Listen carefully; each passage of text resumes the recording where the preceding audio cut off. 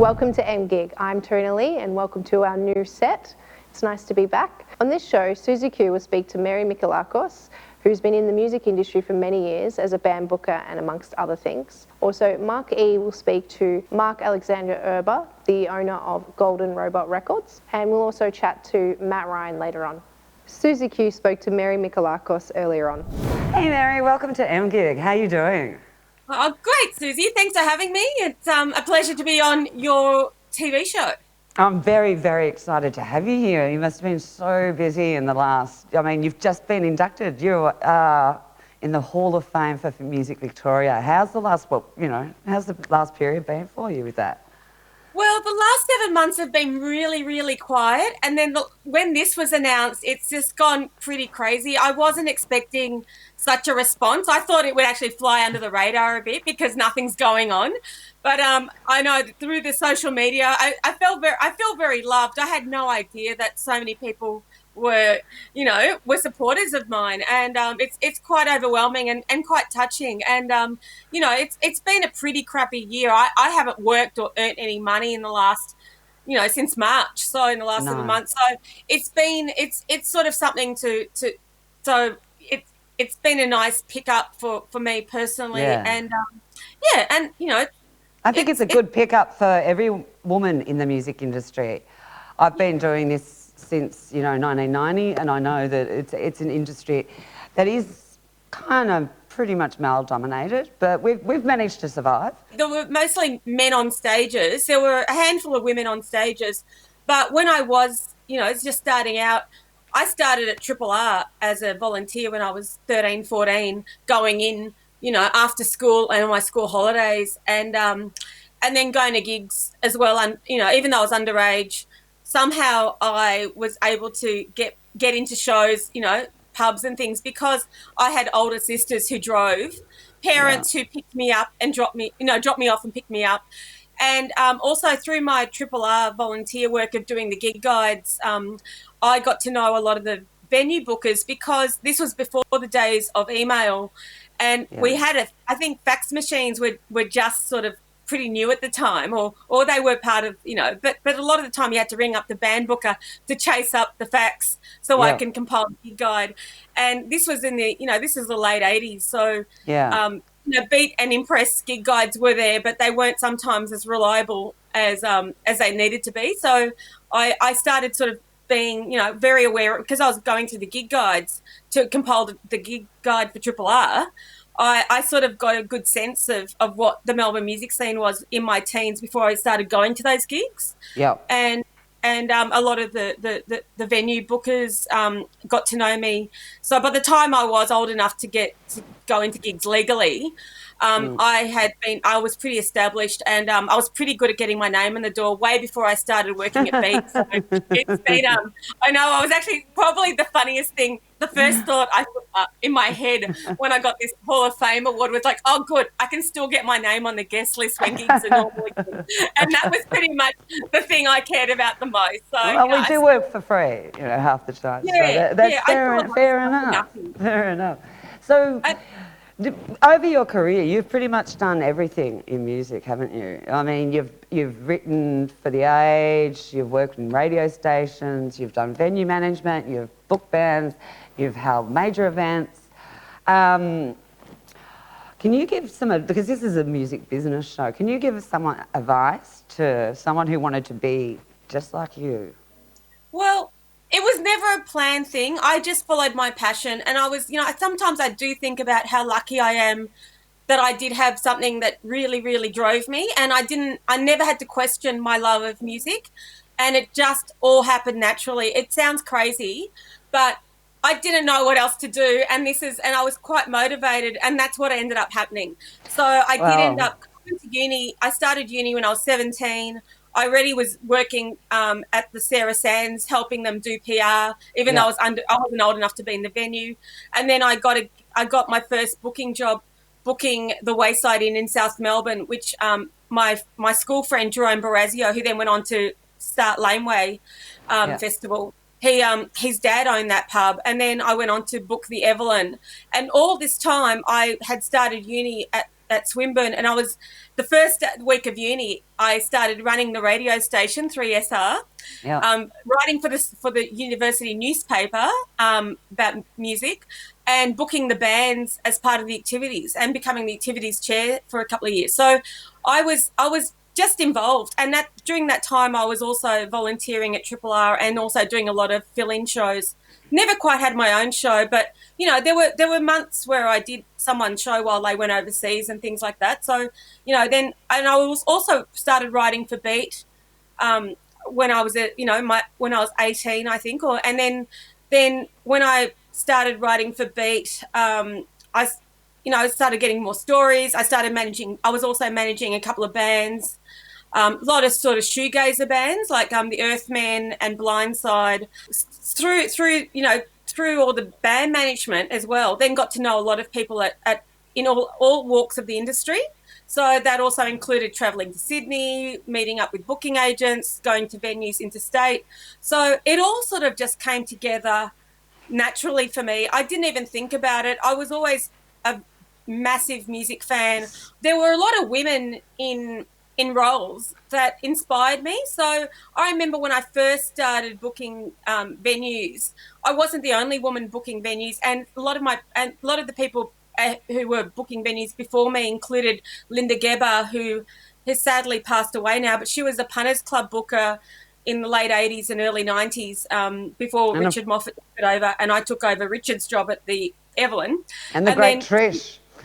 Yeah, and I'm about to say, and Trish Shoesmith at the ESPY, who was such an incredibly warm and big-hearted woman, and sort of went and beyond. She would put interstate bands up at her house. You know, she was so incredibly supportive of the scene. And not only that, she actually had a real budget, and she actually paid, she paid bands properly, and she really did everything she could to look after musicians, and I think she was so passionate. I really today especially I really wanted to mention Trish's name because I want to mention Trish too. Because I think she's really important, and I think she needs to be remembered. And absolutely. And even though I've got this award, I probably want to dedicate it to Trish and Linda, because without them I wouldn't have been on the path that I was. Mary Mihelakos, Music Victoria Hall of Fame legend, thank you so much for joining us on MGig today and sharing some of your great knowledge. It's just been a pleasure. Well, thanks so much, Susie, for having me on. Primary impact has been that artists used to primarily drive their income through the sales of records and CDs, where these days their primary source of income is through touring shows, ticket sales and sponsorship. Vastly different than 20 years ago. 20 years ago they toured to supplement and promote their record sales. These days their primary income is touring. I guess a lot's changed in the last 10 to 20 years in where our songwriters are getting their royalties from. Obviously physical sales have gone down dramatically, so CD and vinyl and I guess cassette to a point, but that has decreased rapidly whilst digital has risen. I guess that's the main change over that little while. Artists acknowledge that streaming, for an example, is a low royalty rate. It's certainly lower than what they'd expect.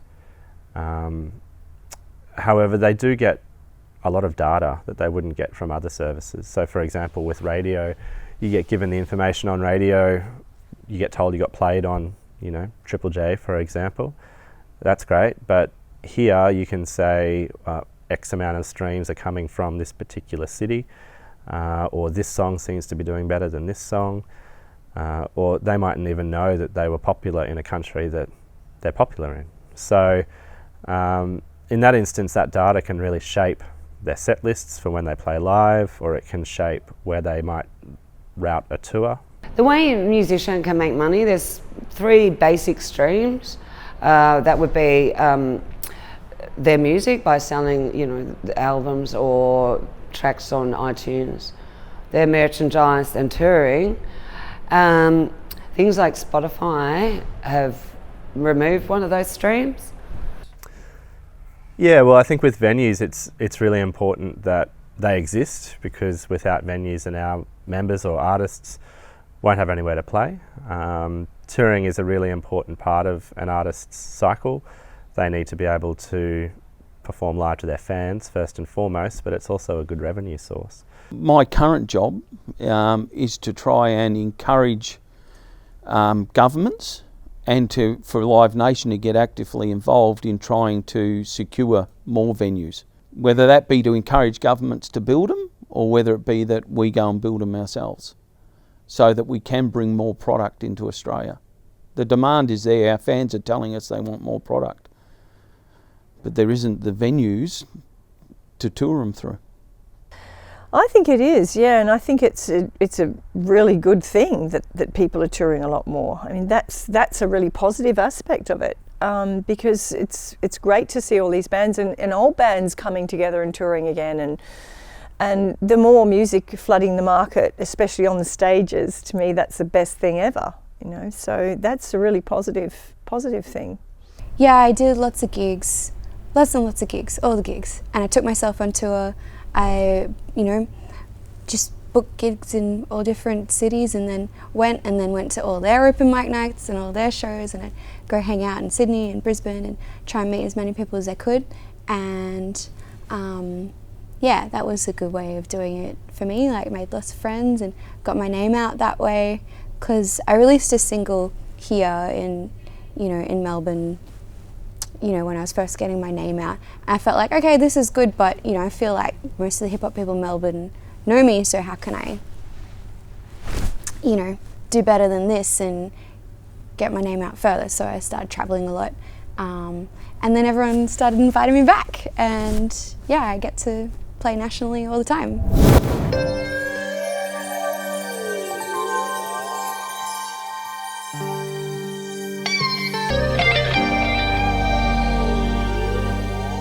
Golden Robot Records has been successful worldwide. They do things a little bit differently. Mark E had a chat with the founder, Mark Alexander Erber. I'm talking to Mark Alexander Erber from Golden Robot Records today on MGig. How are you, Mark? Mark Goodman, man, how are you, buddy? Very well, thank you. Thanks so much for coming on the show. Could you tell us about the Golden Robot story? You want the real story, you want the short story, you want the long story, buddy? Okay. You want the good oil? Somewhere in the middle, yeah. Middle. All right, buddy. Well, look, as you know, because we work together, we've been around for a few years now. It all started with my son, who ended up, he was one of the top drummers in Australia at a very young age. And he ended up on Australia's Got Talent when he was about 9 years old. And when he popped out of that, I thought, ooh, what am I going to do with this kid? And being an entrepreneur, I thought, well, let's put him in with some great people and let's make an album. So we ended up with a couple of guys, including Steve Balby, and they ended up in the studio. Jagger, who's my son, was 10 at the time. And they made this killer rock album. And when I shopped it around, nobody was interested. Nobody gave two hoots here in America, etc. So I thought, fuck it, I'll do it myself. So when they came out of the studio, I gave them all as a present a little golden robot. And that's how Golden Robot Records started. There it is. So without boring you, but 4 years later, we've got over 300 bands, 9 record labels, some of the best distribution in the world, Major League, PR and marketing teams all around the world, 3 members of Guns N' Roses, LA Guns, Jefferson Starship, Hollywood Stars, Vanilla Fudge, you name it, the Mercy Kills. We've got some killer bands on there all over the world, from Poland to Melbourne, from Los Angeles to South America, bands everywhere. And, mate, we're just, kicking some ass and taking names, basically. Yeah, that's the short version. That's the short version. It's it's a really amazing setup. It's very cool to have.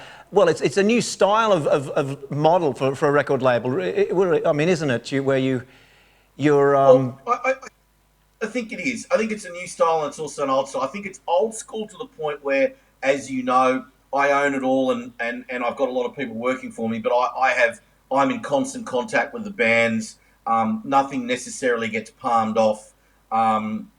we're old school as far as if we screw something up, well, we'll apologise and fix it. If we do something well, we'll celebrate it. It's very old school as far as marketing and PR goes. But then on the other hand, it's new school. You know, we're chasing the algorithms on Spotify. We're networking all the time. We're working with some great people. We're opening doors for bands. So I think it's a full service label or labels. Because, you know, we've got a few labels and we work our way across different genres.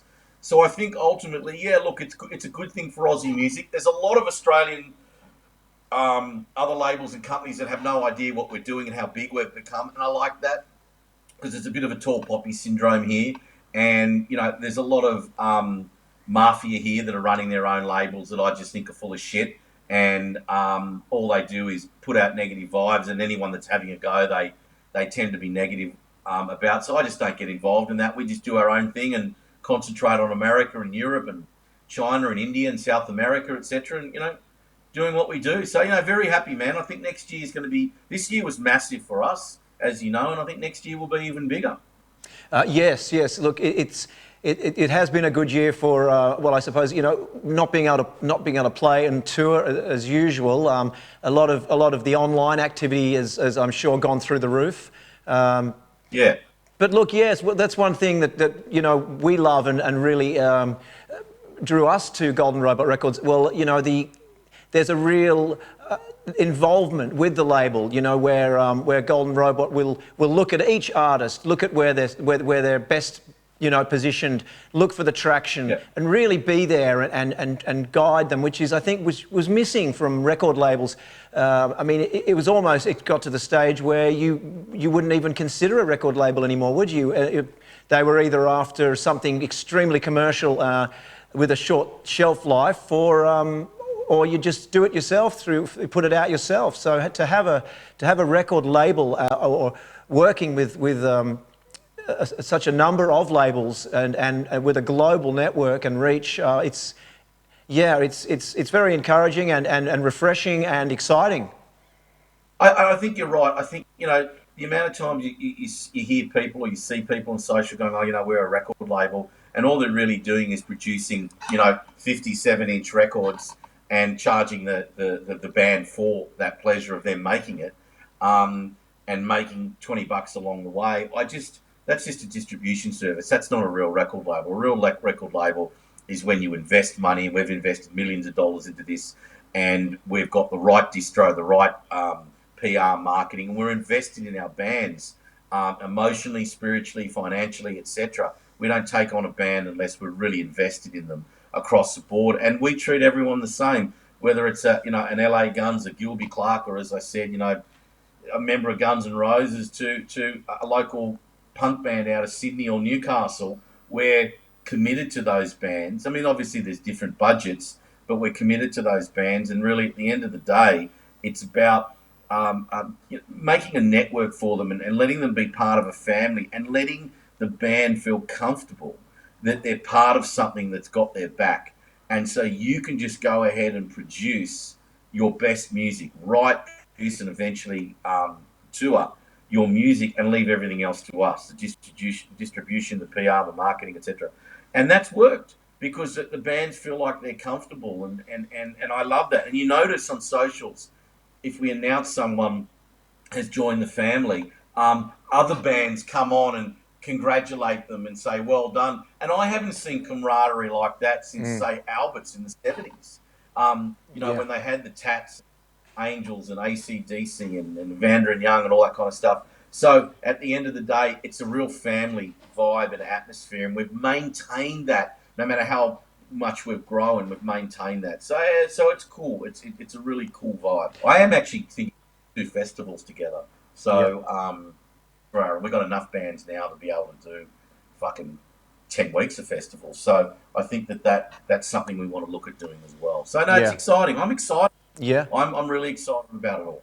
Yes, look, we are too. Look, once it opens up, yes, I'm sure some amazing things are going to happen, and it'll be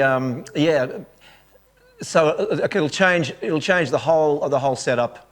I'm sure, you know, the whole Australian music industry and the touring the touring model that we know. Yeah. So let's look forward to an exciting 2021. Mark, I want to thank you, and yeah. Of course, man. Thanks for having me on. And let's do this again soon and pick a few subjects and thrash them out every month or something.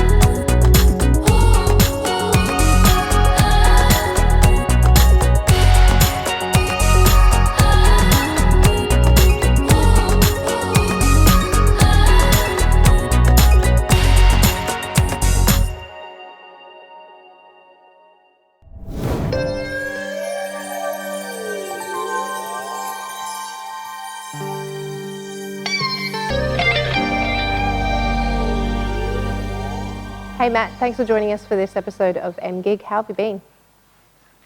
Hey Terina, good to see you as always. I am fine. I'm third day back at work, but you know, I was just sitting at home for 2.5 months, just doing nothing, and that was priceless to me. Yeah. Nice to be back at work though, even though it was nice to have a bit of downtime. I suppose it's good to have a bit of a routine back in order. I was staying up till 3 a.m. every day just reading comics. But, you know, if me back at work means things are back to normal in terms of restaurants and pubs and record shops, then so be it. Yeah, it's nice to have some of the restrictions starting to ease now. It's been a while. Yeah, I walked past Ackland Street on Wednesday. It was like it was Christmas or, you know, kids just out of school or something. Just everyone was happy out and about. And, yes, that was nice to see after being shut down for quite a while. Yeah, definitely. And do you like the new look of the podcast? It's changed a little bit. It's great. It's a beautiful set. Look forward to seeing it next time. Yeah, definitely. We'll have you in the studio next time.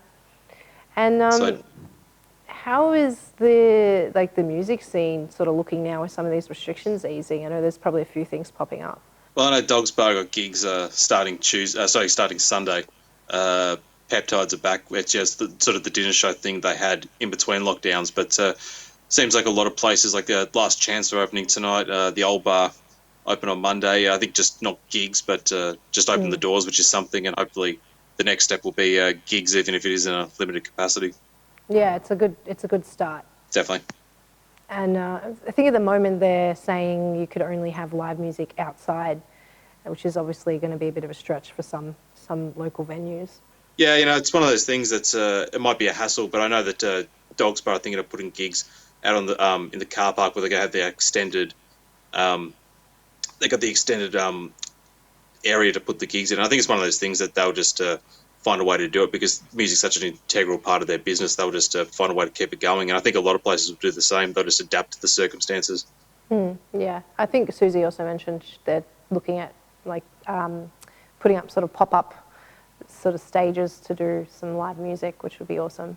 Yeah, that'd be fun. Yeah, it's a challenging time, but I'm sure we'll find a way to find entertainment. Yeah, definitely. Well, I know you have plans tonight, so we'll let you go and hopefully have you in the studio next time. Beautiful. Look forward to it. Thanks for having me on. Thanks, Matt. Pleasure as always. That's all for this week. Thanks for watching. If you want to get in contact with us, you can email us at ideas@studioemedia.com.au.